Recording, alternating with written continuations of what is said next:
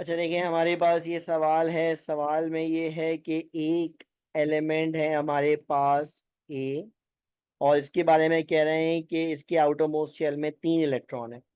अब अगर किसी के आउटरमोस्ट शेल में 3 इलेक्ट्रॉन है, तो बच्चों जब इलेक्ट्रॉन की तादाद 4 से कम होती है तो वो इलेक्ट्रॉन देने वाले रिड्यूसिंग एजेंट होते हैं, इलेक्ट्रॉन लॉस करते हैं, यानी कि मानो ये +3 में जाना पसंद करेगा।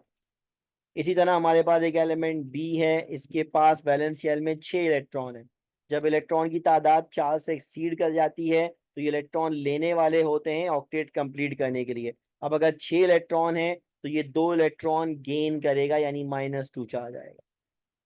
अब अगर हमारे पास इसकी वैलेंसी की बात करें तो वैलेंसी हमारे पास ए की आ गई 3 और बी की आ गई 2। अच्छा, एक बात अगर ध्यान में रखिएगा, वैलेंसी अलग होती है और ऑक्सीडेशन स्टेट अलग होती है।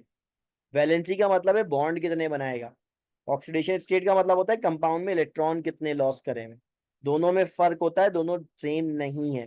कॉमनली ऐसा है कि ऑक्सीडेशन स्टेट और वैलेंसी सेम होती है, लेकिन हमेशा ऐसा नहीं है। हमेशा ऐसा नहीं है, इस पॉइंट को जरा ध्यान में रखिएगा। नाइट्रिक एसिड के केस में नाइट्रोजन की ऑक्सीडेशन स्टेट +5 है, लेकिन वो मैक्सिमम 4 बॉन्ड बना रहा है ना। 3 कोवेलेंट है और एक कोऑर्डिनेट कोवेलेंट है, बॉन्ड 4 बना रहा है, वो 5 बॉन्ड नहीं बना रहा है। हालांकि उसके इलेक्ट्रॉन 5 लॉस हुए हैं। इसको जरा ध्यान में रखिएगा। अच्छा, जब हमें कंपाउंड का फॉर्मूला बनाना तो क्या करते हैं, वैलेंसीज को क्रॉस करके लिखते हैं। इसका मतलब क्या हुआ, ए के पास 2 आ जाएगा और बी के पास 3 आ जाएगा, ये हमारे पास 3 आ जाएगा। ये हमारे पास का फॉर्मूला A2B3 है ना, A2B3, ये हमारे पास का। बात समझ में आई।